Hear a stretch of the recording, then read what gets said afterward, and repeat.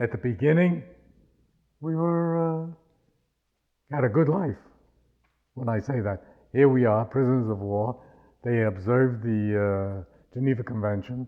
They treated us as officers and gentlemen, and we had our own, made a school and theater, and we had a ball field, and the emergency water supply was our swimming pool. So we were at, I tell this story, nobody believes it. I was in that camp from, this is September, from October of 43 to January of 45. What was daily life like in the camp? Occasionally, but very seldom. In fact, the only mail I got was in that first camp. I got about 2 letters, and that's it. They stopped. They sent me one package that I got, and then they kept sending me a lot of other packages with food and with clothing and with everything. Never got them. The Germans stole them. We got Red Cross food packets. We got, every so often we get one, but the Germans were stealing them. They were hungry and they were eating with the food that we had gotten from the Red Cross. I'm trying to think if we got a loaf per room. Oh, you might get, if they were real thin, you'd get 2 slices. If they were very thin, you know,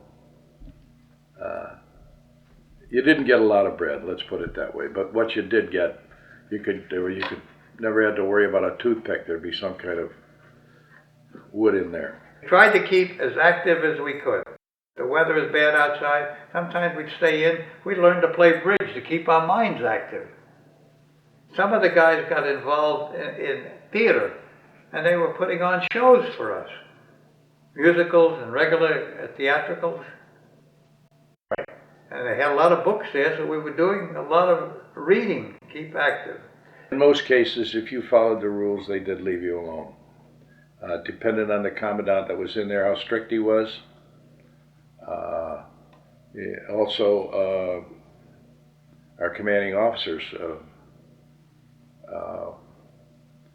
every now and then they'd find out there was some fraternization between a German guard and a guy over cigarettes, so that he would get maybe an extra candy bar or something from the Germans, so food, and because the Red Cross packages had cigarettes in them, we could use the cigarettes to trade with the German guards if you wanted to. I mean, and they frowned on it and raised hell all the time when they'd find somebody that was doing it, but it did happen, you know. The Yankee ingenuity is incredible, what guys could do. I couldn't believe some of the stuff that these guys created, you know. Would you listen to the BBC? I don't know. I don't know. It just that we did get the news. We got the news all the time, whether it was the best news or good news or bad news, or whether it was true news, I don't know. But, you know, that was the interesting part about it, is that there are certain things that, you know, you don't know, and if you're smart, you keep your mouth shut and you just go with it. That's it. The Germans, as the